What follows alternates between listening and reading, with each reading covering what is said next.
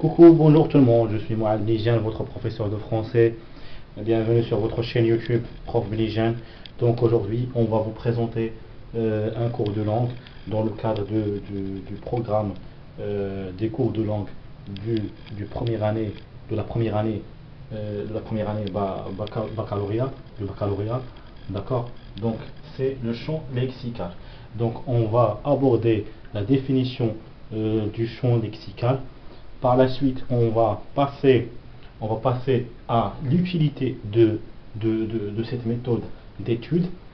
Par la suite, on va vous donner des exemples. On va vous donner des exemples des champs lexicaux qui sont récurrents dans les trois ouvrages programmés dans la première année du bac. D'accord? Donc on va commencer par la définition. Définition.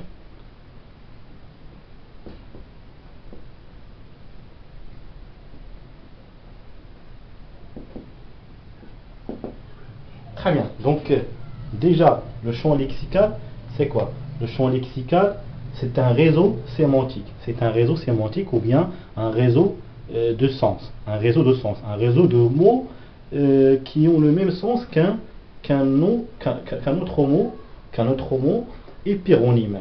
C'est-à-dire une relation d'épéronymie ou bien d'éponymie. On les appelle épéronymie ou bien l'éponymie. Très bien. Donc, c'est la relation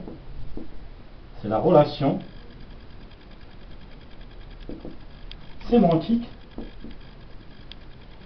c'est-à-dire ce qui concerne le sens sémantique entre un épéronyme. C'est quoi un épéronyme? C'est un mot générique. Un mot générique, c'est-à-dire qu'il a un sens global, ou bien un sens qui inclut le même sens que d'autres mots éponymes. D'accord? Un mot générique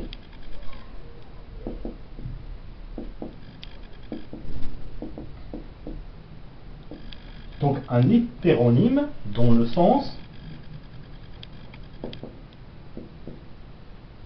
englobe celui, c'est-à-dire similaire, donc un sens similaire d'autres éponymes. Et c'est quoi un éponyme ou bien des éponymes? C'est un ensemble de mots, c'est un ensemble ou bien un groupe de mots liés à l'épéronyme, ce mot générique, épéronyme, et qui ont le même sens, c'est-à-dire ils partagent la même thématique ou bien le même sens entre eux, le même sens que celui-ci. D'accord? Donc la relation entre l'épéronyme et l'éponyme, c'est une relation sémantique hiérarchique qui va du général au particulier. C'est-à-dire que le général, c'est l'épéronyme, ou bien le mot générique. Par la suite, on a des ramifications, des dérivations sémantiques, c'est-à-dire des ramifications de sens qui s'étendent sur l'assimilation sémantique ou bien l'assimilation de sens qui s'étend sur d'autres éponymes, c'est-à-dire d'autres mots liés à ce mot épéronyme qui est plus générique par la même thématique qu'ils traitent ensemble. C'est ça le champ lexical.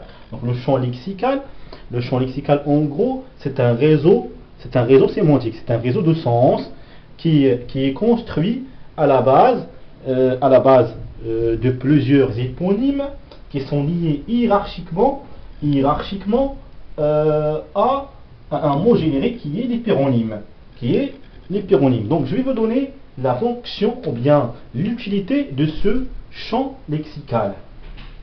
Avant de partir ou bien de déboucher sur les exemples de ce champ lexical. L'utilité de ce champ lexical.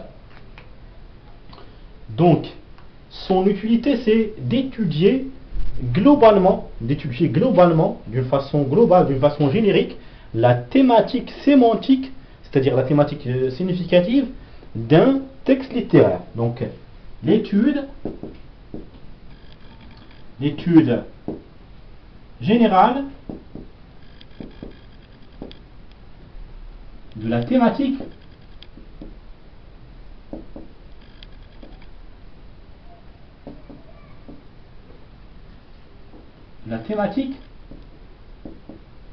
d'un texte littéraire.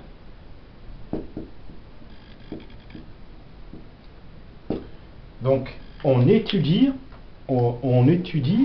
d'une façon générale la thématique ou bien le sujet dont il parle, un texte littéraire avec cette méthode du champ lexical.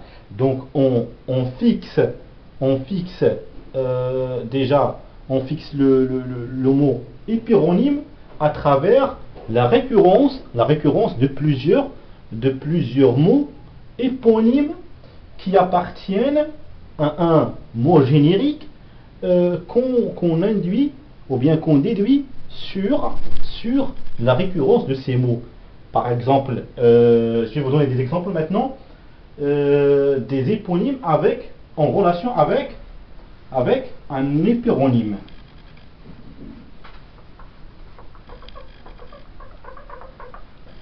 Donc, dans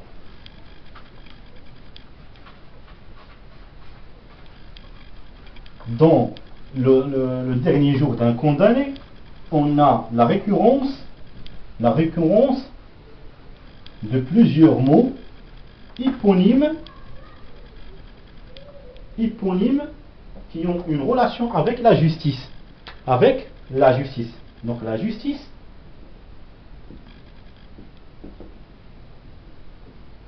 exemple, la justice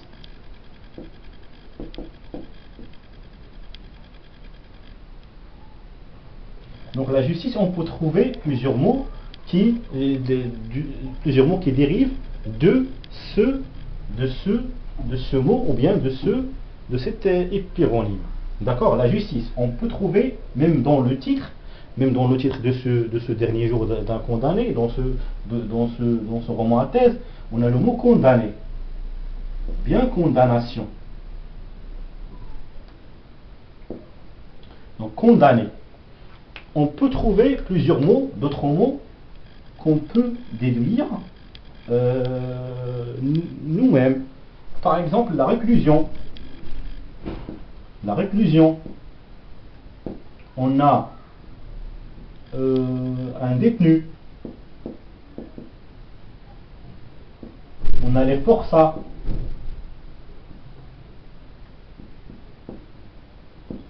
Le bagne.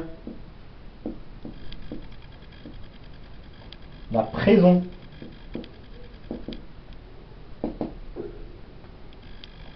On a aussi, par exemple, le juge.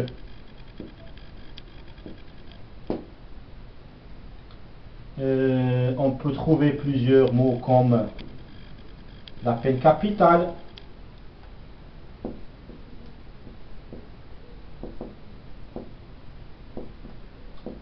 Donc on a plusieurs mots qui se dérivent d'un seul hyperonyme. Donc la justice, c'est l'hyperonyme. L'hyperonyme. Alors que ces mots-là, que cet ensemble de mots, on les appelle des éponymes. des éponymes, ou bien un mot générique, un mot générique et des mots spécifiques.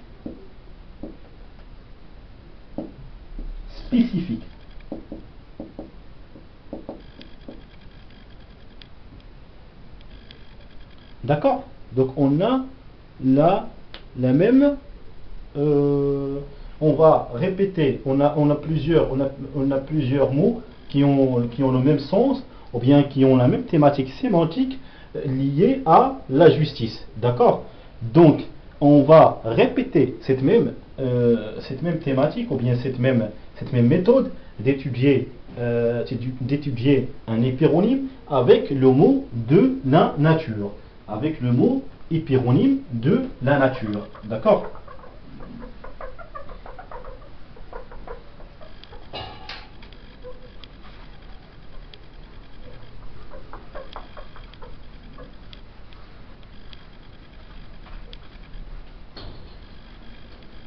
Donc la nature.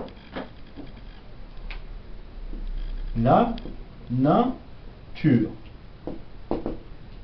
On a plusieurs mots qui peuvent se dériver de ce mot hyperonyme. Donc on a toujours la fonction de celui-ci, de ce mot, c'est un hyperonyme, un mot générique. D'accord? Par la suite, ils s'en dérivent des mots comme rivière, fleuve,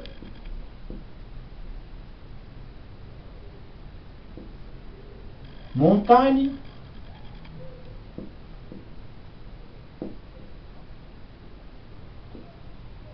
la pluie, la neige, le vent,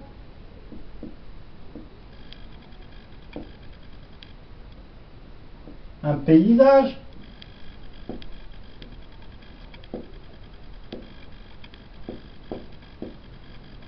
donc on a la dérivation de plusieurs mots qui se dérivent du hyperonyme nature. Donc cet ensemble de mots, on les appelle des éponymes.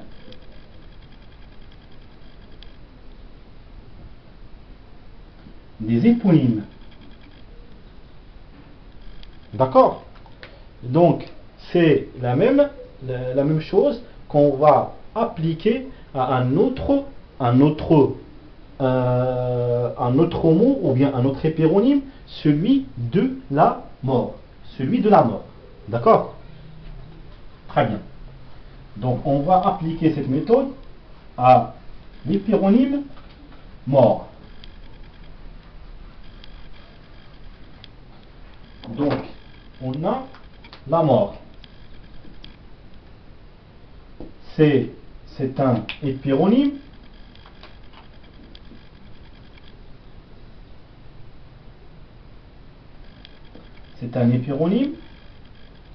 duquel se dérivent plusieurs mots, comme défunt,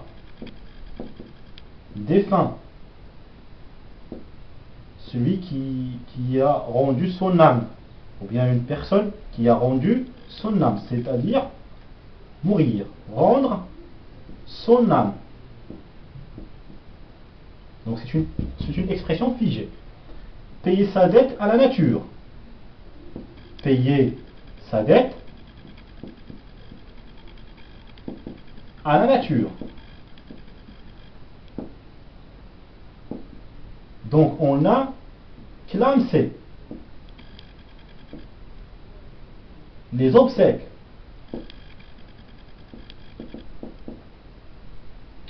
funérailles,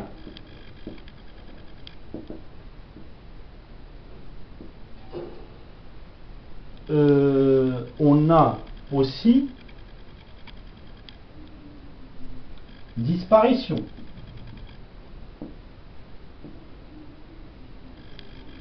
etc.